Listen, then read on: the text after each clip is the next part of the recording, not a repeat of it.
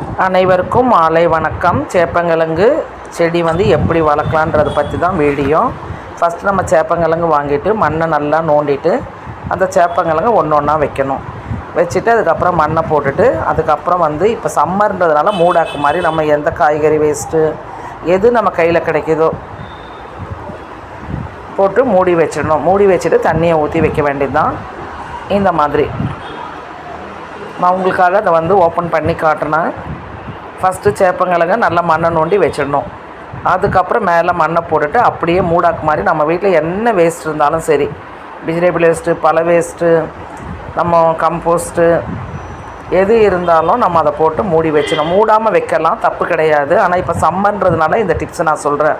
நீங்கள் இதே ரெய்னி சீசனில் பண்ணும்பொழுது நீங்கள் மூடாக்கெல்லாம் போட வேண்டிய அவசியம் இல்லை. நேரடியாகவே நம்ம புதைச்சி வச்சிடலாம். வச்சுட்டு தண்ணி ஊற்றிட்டு நீங்கள் பாருங்கள், ஒரு மாதத்துக்கு அப்புறமாவே நல்ல வளர்ச்சி வந்துடும் செடி. 1 மாதத்துலேருந்து 3 மாதத்துக்குள்ளே அறுவடை எடுத்துடலாம். ஒரு கிழங்கு வைக்கும்பொழுது அது 20லேருந்து 50 கிழங்குகள் பிடிக்க ஆரம்பிச்சிடுவாங்க. அதுக்கப்புறம் நம்ம அறுவடை பண்ணும்பொழுது கொத்து கொத்தாக இந்த மாதிரி வருவாங்க. இலைகள் இப்படி தான் இருப்பாங்க. ரொம்ப ஈஸிக்கிறோ, யார் வேணாலும் வளர்க்கலாம். இது ஒரு தடவை வச்சிட்டோம்னா நமக்கு அது பாட்டுக்கு சேப்பங்கிழங்கு பக்கத்தில் நிறைய செடிகள் உருவாயிடுவாங்க. அதனால் கண்டிப்பாக வளங்க. கஷ்டம் இல்லாத ஒரு வேலைன்னா சேப்பங்கிழங்க வச்சு விட்டுட்டா நம்ம எந்த பராமரிப்பும் வேணாம், தண்ணி மட்டும் ஊற்றிட்டா போதும், அது பாட்டுக்கு தானாக வளர்ந்துடும். அப்படியே இன்றைக்கி அறுவடைகள் கீரை, மிளகாய், பூக்கள்,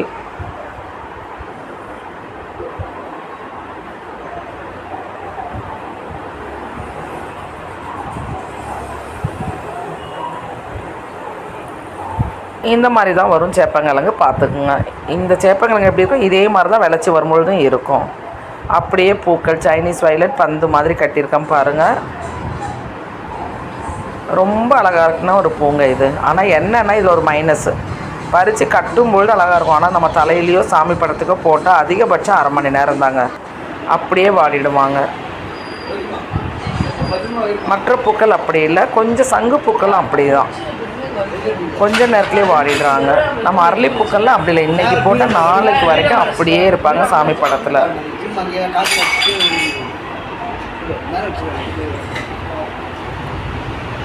வேலன்ஸ் டே அன்றைக்கி எப்படி பூத்துருக்காங்க பாருங்கள் நம்ம பூக்கள். என்ன ஒன்று மன வருத்தம், இன்றைக்கி நான் கோவில் போகணுன்னு இன்றைக்கி பிளான் பண்ணேங்க. என்னால் கோவிலுக்கு போக முடியல. காலையிலேயே குளிச்சுட்டு கோவிலுக்கு போயிட்டு தான் இன்றைக்கி மற்ற வேலை இப்போ செய்யணும்னு நினச்சிட்டு இருந்தேன். ஆனால் போக முடியல. ஆனால் வீட்டில் சாமி கும்பிட்டுட்டேன். கொஞ்சம் கடைக்கு போனேன். நான் கடைக்கு போகிறதே ரேர் தான். இன்றைக்கி போனேன், ஆனால் லேட் ஆகிடுச்சு. அதனால் என்னால் கோவிலுக்கு போக முடியல. நம்ம ஹார்ட் ஷேப்பில் எப்படி இருக்காங்க பாருங்கள் பூக்கள். பூக்களை நம்ம எந்த வடிவத்தில் வேணாலும் அமைச்சு பார்க்கும்பொழுது அது ஒரு அழகாக தாங்க இருக்குது. அது நம்மளே தொடுத்துட்டு நம்மளே அதை வைக்கும்பொழுது ரொம்ப நல்லாயிருக்கு. இன்றைக்கி அறுவடை இதுதான். கீரை, கொஞ்சம் அவரைக்காய், பச்சை மிளகாய். அப்படியே இன்றைக்கும் நம்ம உரங்கள் கொடுத்துருக்கேன். அந்த பூச்சி வெரைட்டி கொஞ்சம் மிச்சம் இருந்தது, இன்றைக்கி அதையும் கொடுத்துட்டு 4வது நாளாக இன்றைக்கி கொடுத்தாச்சு. ஆல்மோஸ்ட் எல்லாமே நல்லாயிருக்கு. செடிகள் உங்களுக்கே தெரியுது பாருங்கள். நல்லா தளிர்லாம் இப்போ புது தளிர்கள் வந்துட்டாங்க. நல்லா பசுமை நிறத்தோடு வந்தாச்சு. இனி வர பூக்கள் நல்லாயிருக்கும். நோய் தாக்குதலேருந்து நம்ம காப்பாற்றிட்டோம். அதே மாதிரி சிஸ்டர் காஞ்சனா கேட்டிருந்தீங்க, என் வீட்லேயும் கொய்யா மரம் இருக்குது, இன்னும் காய் பிஞ்சு விடலைன்னு சொல்லி. ஹைப்ரிடான்னு கேளுங்க. ஹைப்ரிட்னா 6 மந்த்தில் காய்ச்சிடும். அதிகபட்சம் 6லேருந்து ஒரு 8 மந்த்ஸ்க்குள்ளே காய்ச்சிடும். நம்ம நாட்டு வெரைட்டி, சாதா வெரைட்டியாக இருந்தால் அது லேட்டாக தான் ஆகும். இன்கேஸ் நீங்கள் ஹைப்ரிட் வாங்கியிருந்தால் நர்சரியில் போய்ட்டு DAP வாங்கி 15 டேஸ்க்கு ஒரு தடவை 3 தடவை கொடுங்க.